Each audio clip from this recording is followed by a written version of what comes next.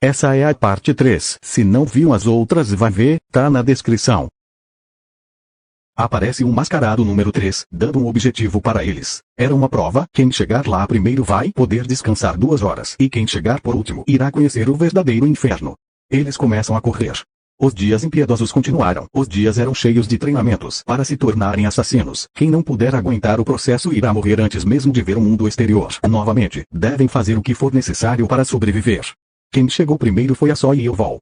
Os mascarados estão conversando. Um diz que a Soyevol é a mais excepcional. Ela tem uma inteligência notável. Suas habilidades físicas e coragem são de primeira linha. E dizem que o prota tá na média. Que até agora não mostrou nada que o destacou dos outros. O mascarado número 1 diz que talvez esteja enganado e que estava esperando muito dele, já que ele foi o único sobrevivente do setor 1. Mesmo assim, o mascarado 1 manda ficar de olho nele. Corta para a Soyevol perguntando por que o prota ainda tá lendo uma técnica chamada técnica de cultivo da divisão de trovões. Ela diz que ele já aprendeu o suficiente dessa técnica e que os instrutores nem estão fazendo eles lerem mais. O prota diz que só deu vontade. A Soyevol pergunta se o prota não fica cansado e diz que o corpo dele com certeza é feito de ferro. Ela fala que vai dormir e diz para ele se divertir com aquilo.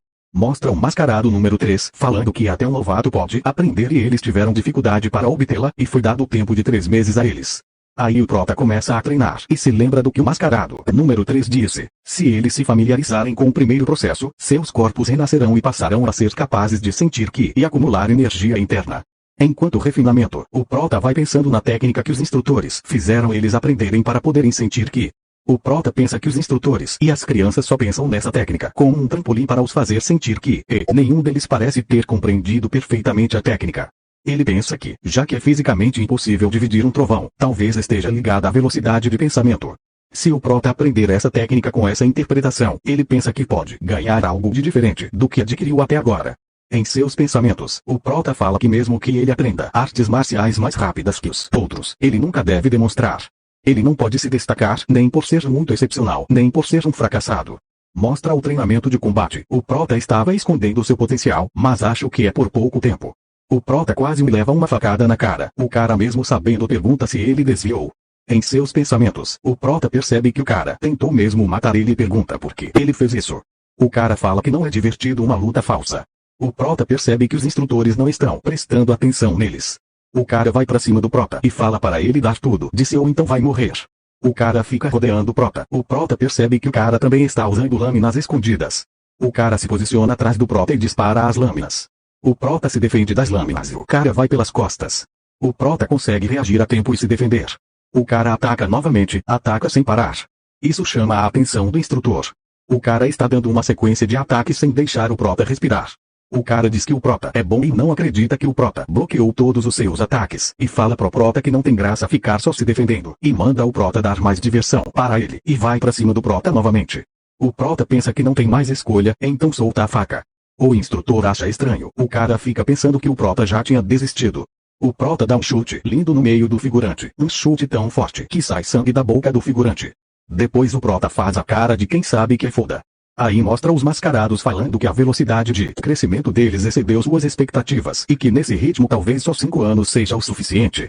O mascarado número 1 está falando que o mascarado número 2 está subestimando o alvo, fala que ele é o homem que possui o maior talento em toda Sichuan e que enfrentar uma pessoa dessas nem preparações perfeitas podem funcionar. Se eles cometerem um erro sequer, todo o grupo será aniquilado, e é por isso que o capitão está treinando crianças que não têm relações com eles, para que não haja nenhum problema mesmo se falharem. O mascarado número 2 pede desculpas por subestimar o alvo. O número 1 fala para ele ser o mais cauteloso possível. Ele pergunta se teve algum problema ao passar as técnicas de assassinato para eles, e o número 2 diz que não. Então o número 1 fala para fazer eles se esforçarem mais, e diz que muitos morreram, mas os que sobreviveram se tornaram mais fortes. Aí volta a luta do prota, que está dando trabalho pro cara lá. Em um vacilo que o cara deu, o prota agarrou o braço, meteu o joelho e quebrou o braço do cara, que fica lá chorando de dor. Aí o prota faz a cara de quem sabe que fora de novo. Os instrutores ficam lá vendo, e os instrutores vão até o prota, que não tinha percebido que eles estavam prestando atenção nele, e perguntam se o prota foi quem fez aquilo. O prota diz que sim. O mascarado número 1 puxa uma espada e a aproxima do pescoço do prota. O prota fica impressionado com a velocidade do mascarado. Em seus pensamentos, o prota se questiona se cometeu algum erro e se deveria ter se segurado, diz que tudo o que eles querem são ferramentas úteis e que se cometer um erro, ele morre. O mascarado retira a espada, se vira e fala que sob nenhuma circunstância um assassino deve deixar rastros, que deixar rastros ao quebrar um braço não fará nada além de permitir que o oponente saiba sua arte marcial e identidade, e diz para ele manter isso em mente, que ele nunca deve deixar nenhum rastro. Aí se passam 6 anos. Mostra um daqueles caras que se vestem de vermelho andando e procurando os candidatos a assassinos, como um jogo de esconde-esconde. Ele encontra o primeiro.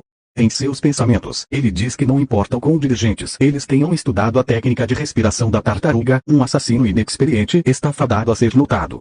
Ele encontra o segundo, o terceiro. Ele diz que eles estão longe de estarem prontos. Agora só falta um. Ele continua procurando e em seus pensamentos dizem que lhe disseram que havia 5 pessoas escondidas ali naquela zona e ele se pergunta se estão enganados, se talvez a pessoa não esteja ali. Não importa o quanto ele procure, ele não sente nenhuma desarmonia única de um humano vivo ali. Ele se pergunta o que está acontecendo. Ele não consegue encontrar e manda quem está escondido se revelar. Estava escondido bem perto dele e era o prota. O Pivol pergunta se pode descansar um pouco, já que o treinamento acabou. O cara deixa, o prota se vira e parece que o cara está puto, xingando o prota. Aparecem outros personagens, um deles pergunta quais as intenções do prota ali, chamando-o de pomposo. O prota fala que ele mudou de rosto de novo, diz que o cara morreu há pouco tempo e ele está usando bem. O prota disse que, nesse ritmo, ele vai esquecer como seu verdadeiro rosto é. Ele falou que tanto faz, afinal eles não vão sair dali nunca. Mostra a Soy e o Vol dizendo que a comida está melhorando pouco a pouco e que eles receberam uma missão em breve. Finalmente é revelada a face do mascarado número 1. Ele diz em seus pensamentos que nesses 6 anos, 30 das 300 crianças se tornaram assassinos. O nome dele é Lin Sayol. Ele diz que o Jianghu é um lugar cruel onde você morre se não matar e diz que as crianças dali estão melhores que ele quando começou do fundo do poço e diz que sua morte está próxima e que se tornou muito emocional. Aparecem os outros 2 mascarados, o número 3 pergunta por que ele tirou a máscara. Ele responde que estava sufocado e pergunta se 6 anos não é tempo suficiente e diz que eles estão livres para tirar as máscaras também. Eles se olhavam e tiram as máscaras. Os caras têm cara de ser gente boa, mas olha o que eles fazem. Ai ai. A primeira espada diz que álcool é a melhor bebida para momentos como aquele. Um deles diz que eles podem beber o quanto quiserem quando saírem dali e diz que não vai demorar muito. Diz que fazem quase 7 anos. Fala que se não houver complicações, as crianças serão enviadas para as missões e eles estarão livres daquele lugar. A primeira espada pergunta como eles estão indo, ele responde dizendo que excederam suas expectativas. Alguns são mais fortes que os instrutores e estão quase saindo do controle deles, e diz que é um desperdício descartá-los depois de um uso. A primeira espada diz que não tem escolha, era a condição do pedido, afinal, é hora de começar o estágio final, estão todos reunidos. Os espadas mostram 3 livros como uma arte marcial e dizem que 3 deles devem aprender aquela arte marcial, e os outros 27 devem assassinar os 3 que aprenderam a arte marcial. Uns ficam se cagando em seus pensamentos, eles dizem que querem fazer eles se matarem de novo, o espada diz que esse será o treinamento final, assim que terminarem, não os forçarão a fazer mais nada até que eles saiam daquele lugar. Eles se perguntam se aquilo é verdade e se realmente podem sair daquele lugar. Em seus pensamentos, a Soy e o Vol diz que eles estão dizendo que 27 podem descansar se saírem dali se sacrificarem 3 pessoas. Em seus pensamentos, o Prota fala que eles com certeza jogaram uma isca grande neles. Reparem no cabelo sedoso do Prota. Ainda em seus pensamentos, fala que aqueles que aprenderem a arte marcial terão um alvo em suas costas. Fala que aquela arte marcial provavelmente é a que o alvo aprendeu e é superior àqueles aprenderam até agora. O Prota fala que está ficando ganancioso e fala que vai aprender. A Soy e o Vol pergunta se ele está se oferecendo para ser o bode expiatório por conta própria. O Prota fala que, veremos se eu me torno um bode expiatório ou um lobo. Caralho, gostei dessa, A Soy e o Vol fala para ele ter cuidado, que todos ali irão atrás dele. E o Prota fala que está ansioso por isso. Caralho. Um cara mata outro que foi sorteado para aprender a técnica. Agora apenas um que aprendeu a arte marcial está vivo. O Prota. Um fala que tem um banquete, outro que é o melhor dia da vida dele. A Lin pergunta se o Pivol é o único que sobrou. Outro fala que faz tempo que perderam o rastro dele e talvez ele tenha saído dali. A Soy e o Vol diz que provavelmente ele ainda está ali, só não encontraram ele ainda. Em seus pensamentos, fala que a última vez que viu o Prota foi no treinamento, há alguns dias. Mostra um pouco do treinamento e ela dá uns conselhos para ele e depois se pergunta se deu conselhos desnecessários, já que o Prota já é muito difícil de lidar. Um faz uma proposta para matar os instrutores, porque seria mais fácil do que matar o Prota. Outro concorda, mas um fala que eles devem ter colocado alguma restrição neles pensando nessa possibilidade. A Soy e o Vol diz que eles pensam nas restrições depois e para focarem em achar o Prota. Eles vão, e bem perto de onde eles estavam, adivinha quem estava lá? O Prota escutando tudo. Ele vê um cara morto com lágrimas nos olhos e fecha os olhos dele, e pensa que os instrutores estão ocupados perseguindo as crianças que estão atrás dele e vai usar essa oportunidade para descobrir o verdadeiro objetivo deles. O prota foi para perto da base temporária dos instrutores. Ele fala em seus pensamentos que é fortemente guardada, mas não é algo que ele não possa invadir. Agora vem uma coisa da hora. A técnica de respiração é interrompida se o usuário se mover, mas o prota aplicou a técnica de cultivação da divisão de trovões para dividir suas respirações, tornando possível ele se mover enquanto esconde sua presença de uma forma que torna impossível para a área cognitiva humana detectá-lo. O prota passa pelos guardas e entra na base. Ele chega no quarto na parte mais funda da base, dá uma olhada ao redor e entra. Se pergunta quais segredos eles estão escondendo e quem são aqueles que estão tentando criar assassinos. Ele vai mexendo em uns livros e também se pergunta onde fica o lugar para sair dali. Ele acha um pergaminho com a missão escrita e se pergunta quem é o alvo e quão poderoso ele deve ser para que eles tenham passado 7 anos criando assassinos enquanto os testavam e os matavam. Ele se pergunta se o alvo vale tanto assim, já que 270 de 300 morreram. O prota percebe uma aproximação. O mascarado número 1 abre a porta com violência. Em seus pensamentos, o prota fala que limpou o melhor que ele podia, mas não foi suficiente. O espada fala que alguém esteve ali. Os outros dois chegam e o mascarado número 1 está puto. O 3 pergunta se tem algo errado e ele responde que alguém esteve no quarto dele. Fala que ainda não deve ter saído da caverna e manda encontrá-lo. Os outros dois ficam revoltados. O número 2 pergunta se ele tem alguma ideia de quem foi. Ele responde que, dentre as crianças, ninguém é melhor em infiltração do que o prota, que está bem em cima deles. Um fala que é inacreditável pensar em invadir um lugar daquele estando sendo perseguido por todos. Um fala que vão ter problemas se deixarem ele solto. O outro fala que se eles o prenderem sem evidências sólidas, a oposição das crianças será grande. O outro fala para direcionar a oposição para o prota. Os outros perguntam como. O número 1 diz que usará o chamado infernal. Aí ele puxa uma flauta. O número 2 diz que essa é a última medida de restrição.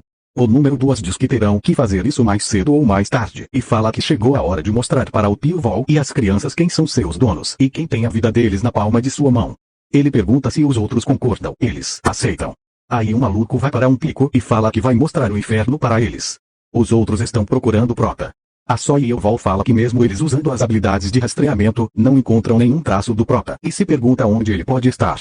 Aí vem o som da flauta. Geral começa a sentir dor, uma dor tão forte que ficam se contorcendo no chão.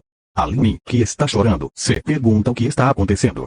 De repente, ela sente como se insetos estivessem comendo todo o seu corpo. O prota aparece de boa na frente dela e fala que eles ativaram a restrição.